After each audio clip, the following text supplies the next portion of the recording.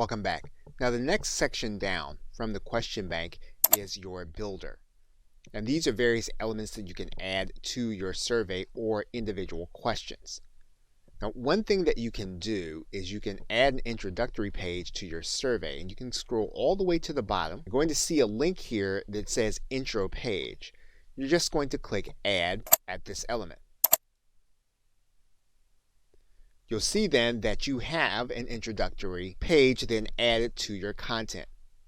What you're going to want to do then is you're going to want to click this edit button, and then you're going to write in what you actually want to appear there. Now on that introductory page, you do have a WYSIWYG editor. So that means then that you can take any of your text and you can alter it however you want. In this case, we bolded, underlined, and italicized. We can then take certain lines of that text. We can justify it. We can hyperlink content and add in a link. And so when we have written in what we want to appear on our introductory page, what we can do is we can then click Save. We can also add in a question on that introductory page. So on the introductory page, we can introduce our survey, what our survey is going to be about, and we can even start the process by giving some introductory questions. Now if we want to move on to the other pages, all we'll need to do is to scroll down, and then we'll be on our second page that we started when we were creating our survey. Okay, so with that, thanks, and I will see you in another video. Welcome back. Now it could be that you want to add in a page after some of the questions you've created, or you want to create another page to have separate questions rather than an introductory page. And you can do that in two ways. The first is if you scroll all the way to the bottom of your canvas, you're going to see that there's going to be a link where you can click in order to create a new page. We can give that page a title, and then we can give our page a description. Once we do that, we can then save, and then we can begin creating questions on this page. And you can begin creating questions. You may notice that as you're typing in your questions, you've got a link here that gives you 6 suggested questions. And you can use those questions from the question bank or from your question history, and all you'll need to do is to click the link, and then that question will be changed and then added to your additional page. We can also add in a page from our menu, and all we'll need to do is to come to this link that says New Page, and then we'll click Add. Our page is then added to our canvas. We can go through the same set of actions by creating a page and a title, and then beginning to write our questions. Okay, so with that, thanks, and I will see you in another video. Welcome back. Now, when you are creating a survey, you can also do a page break between questions where you want to separate different subjects or different emphases. And so to do that, you're going to go into your survey in order to edit it. If you go to your dashboard, that'll bring you to this page. All you'll need to do is to click on top of the survey that you are creating. You can then edit the design, and that will bring you into your survey canvas. And so what you're going to do is you're going to go to not the question bank, but you're going to go to the builder section. And that's going to give you a set of tools. You're going to scroll down to the bottom, and you're going to find near the bottom the page break element. And so what you're going to do is you're going to find the place where you want to break up your survey. So for the sake of this example, let's assume that what you want to do is you want to place your page break after this third question. And so what you do is you would click on this button, and you would then drag your page break where you want it. And in this case, what we're doing is we're placing the page break between the third and fourth question. What we have there then is we have then a separate page up to question 3, and then a separate page starting with question 4. And this is a way for you to begin to custom design your survey in a way that makes sense to your survey takers. Once you do that, you can then create your own page title for this page as well as a description. And in the case of the description, you can use the WYSIWYG editor as you can in other places. And in this case, we just bolded elements of this description. What we're going to do is then click Save. And you'll basically see here that our new page is noted here in the top menu as P3 or satisfaction level, which is what we titled it. Okay, so with that, thanks, and I will see you in another video. Hello and welcome. You are now looking at the website SurveyMonkey.com. And SurveyMonkey is designed for you to be able to create surveys and collect data and analyze that data and even present that data in your organization or your business. The application is cloud-based and allows you total control over designing and creating the actual survey. You also have full control over deploying that survey to people that you want to take your survey and answer the questions. The survey application is secure and keeps the data safe of individuals that take your surveys. And in this course, we'll explore the design and construction of an actual survey. Now you'll note that the company has a pro sign-up and a free sign-up, and there are differences between the various levels. And in the next video, we'll explore the pricing, opening the account, and the various levels that you can attend to. So with that, thanks, and I'll see you in the first video. Welcome back. You can enhance your survey by adding certain elements inside of the question builder. And if you're on this second level of options, you're going to find the builder elements here on the left side menu. So for example, one of the things we can do is we can add in a multiple choice question. And in this case, we would be doing our question so that the individual would only choose one answer. However, we could also add in a checkbox where an individual would be able to select all the choices that apply for a particular question. We can add in a star rating where an individual can rate how they feel about a certain issue. We can also add in a question with a drop-down list of answers. We can add in a matrix or a rating scale level of question. So for example, if we were to choose one of these elements, and let's for the sake of this example choose the matrix or rating scale and click Add. What you would find is that you're going to be adding in a question, and you're going to be creating this question with the element that you've chosen. And so you will be creating this question from scratch, and you'll notice that it falls in after question 1, which is where we placed our cursor at the point at where we click the Add button. We can also choose to click the New Question button. When we do that, we can choose one of these elements from this right side drop-down menu. If we were to choose the matrix or rating scale, we could do that from this element.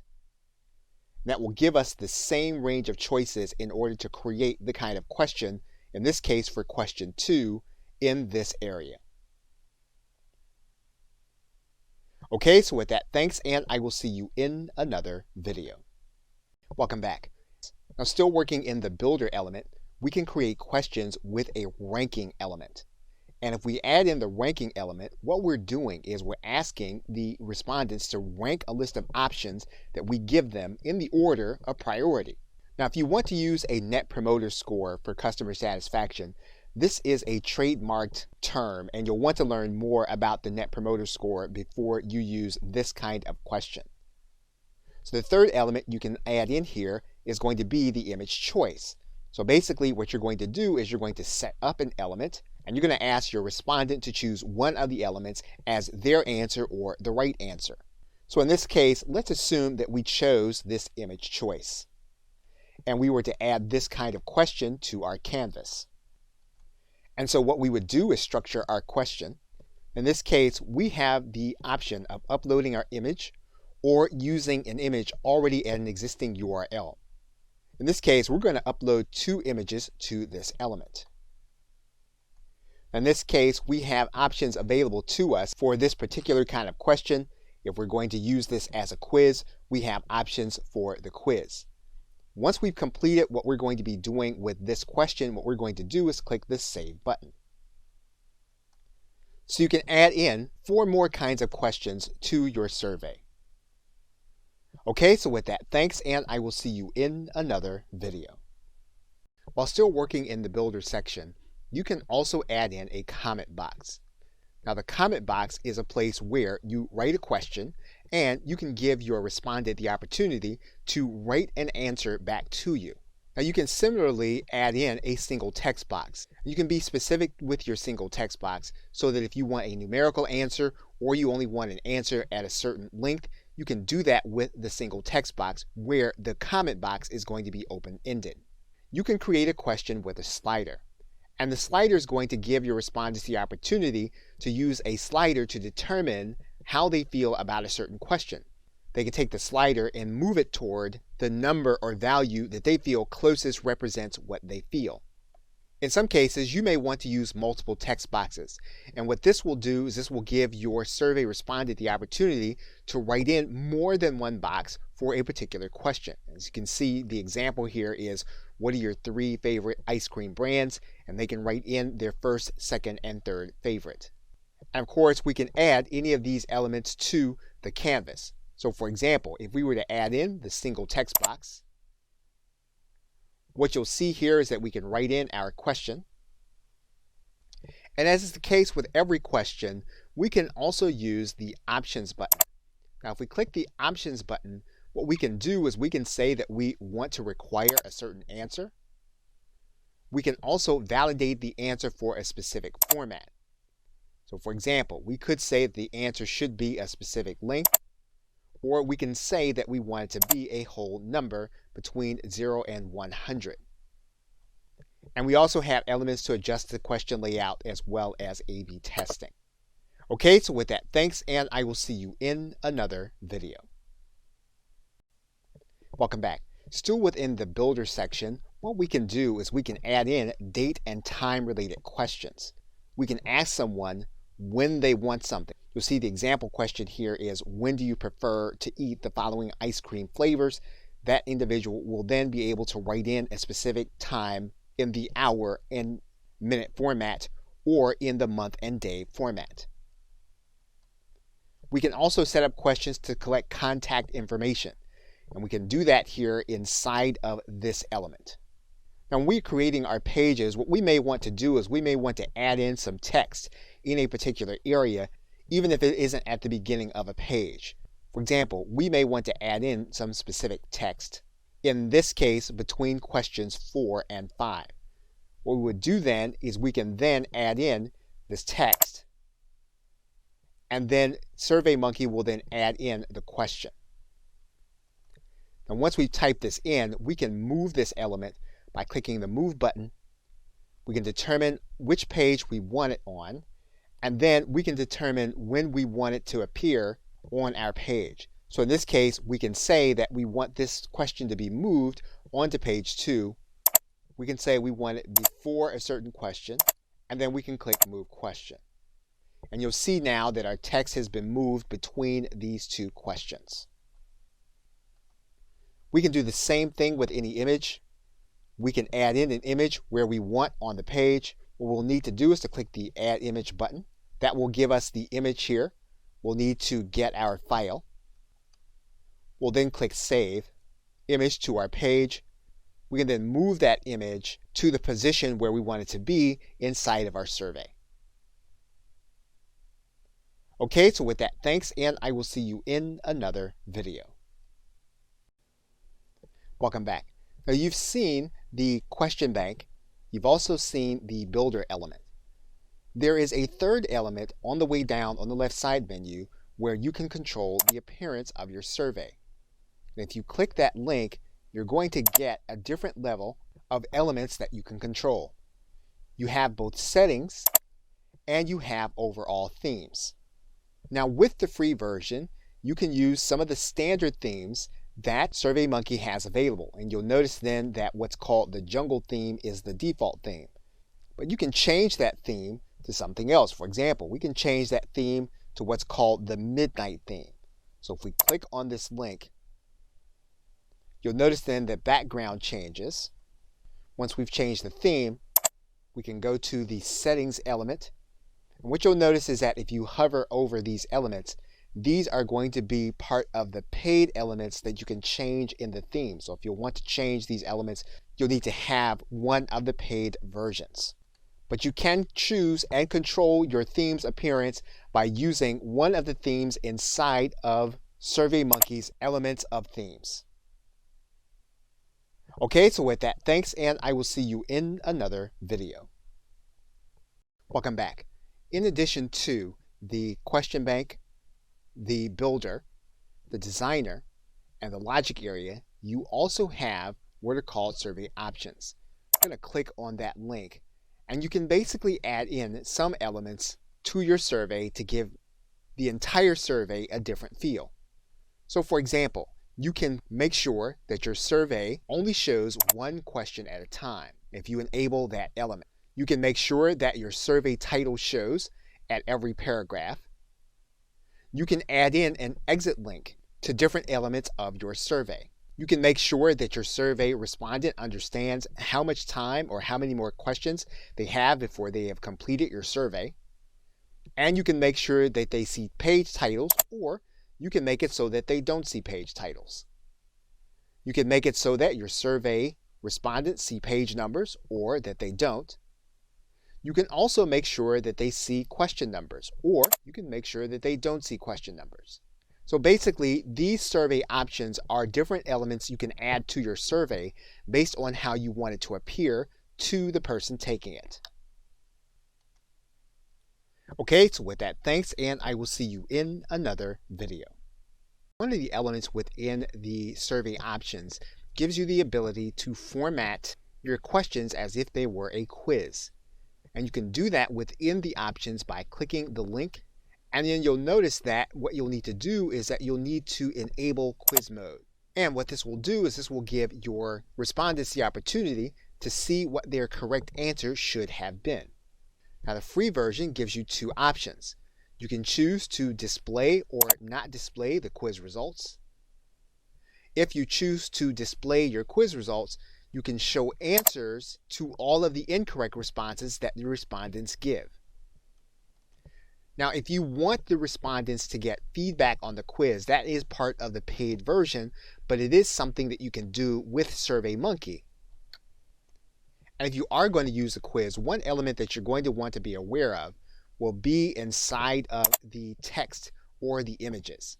And where we click this link, what you're going to notice is that we can add in a video to this text element if we want to explain something better in specific areas. You'll note the same element is inside of your WYSIWYG editor at the beginning of your pages when you're doing your page description. Okay, so with that, thanks, and I will see you in another video. Welcome back. Now, once you have completed your survey design, what you can do then is move over to the next tab, which is the Preview and Score tab. And this is designed for understanding how your survey is going to look, as well as if you're going to be using a quizzing function, how points will add up over the sections you have created. So you're going to first click this link, and then that's going to bring you to this dashboard. And while you're working through this process, you'll get a chance to experience what your respondents are going to experience. You'll also get the opportunity to invite other people to comment on the nature of your survey. So what you'll be able to do in preview mode is you'll be able to walk through this process. And you'll see that each one of these questions will move to the next question.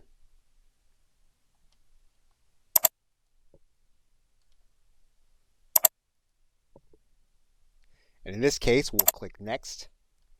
And you'll see then that this answer will render the wrong format. And so we really want to go back and we really want to change the wording so that they know that this is supposed to be a number 1 through 100. And we'll be able to click through the different answers. And you'll notice our progress bar at the bottom. When we invite others, what we'll do is click the Invite button. we'll click this button. We'll enter the names and email addresses of the individuals that we want to share the preview link with. Now, once we've completed our walkthrough of our own survey, we can then move to the next phase of our survey creation process, which is the Collect Responses tab. Okay, so with that, thanks, and I will see you in another video. Welcome back. Now, once you've completed the preview, the next stage of your survey creation process is for you to go to the Collect Responses tab, which you can typically find at this button or here at the top of this tab. We're going to click this tab. And what you're going to be able to do from this page is to determine how you're going to get individuals to take your survey. For example, you can send email invitations to individuals from SurveyMonkey. And when you get to this page, what you're going to do is click the Add Recipients button, and you can then add individuals from your email sending system. You can also use a CSV file in order to create your list of recipients. This email will go out through the SurveyMonkey email system. What you can also do is get a web link to the survey. And basically, by clicking inside of this box, what you're going to do, you're going to get a link that you can send out in your autoresponder or to post where you want it to be seen.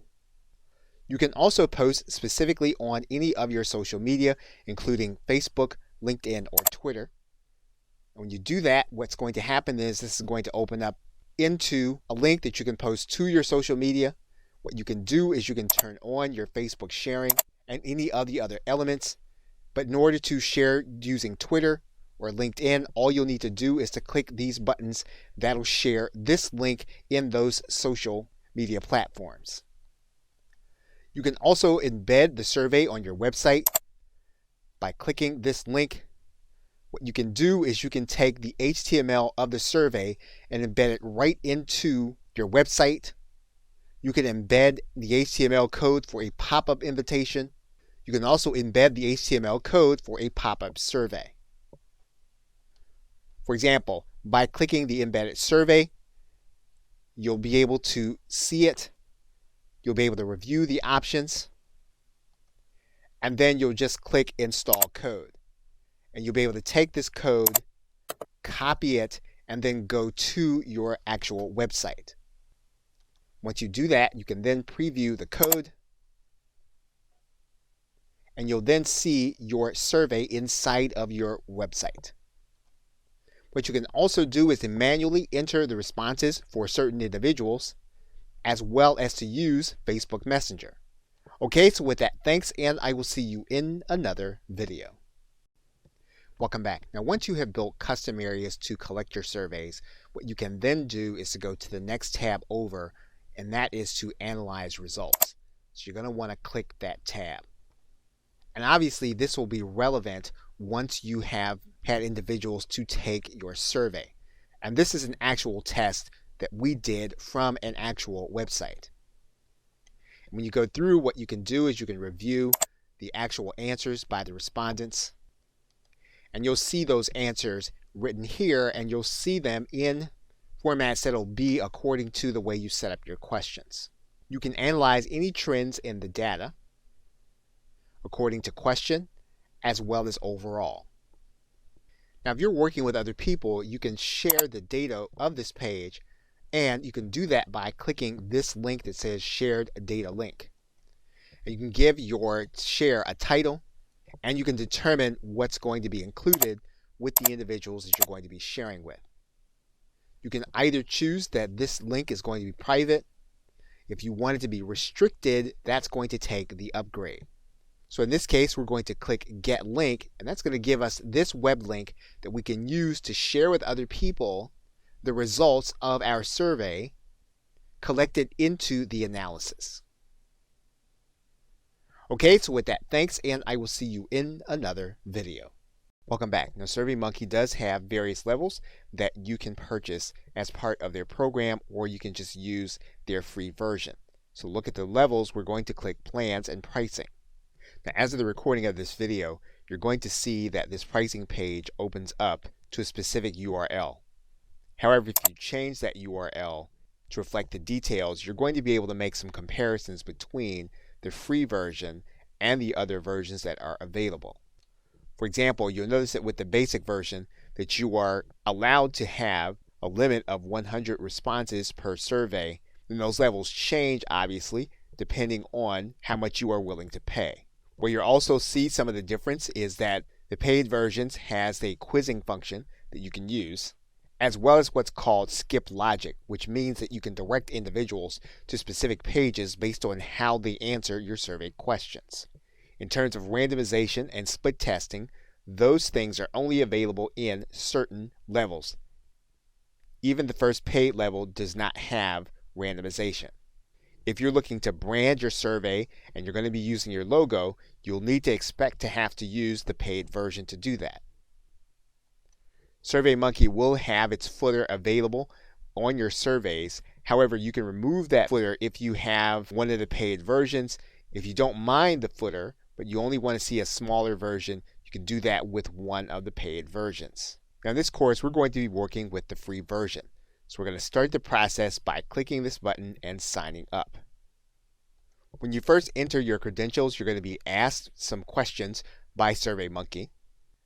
And then depending on what kind of survey you say you want to send first, they're going to show you some of their templates, which we will be going over in another video. And once you've gone through that brief process, you'll then be ready to start creating your first survey. Okay, so with that, thanks, and I will see you in another video. Welcome back.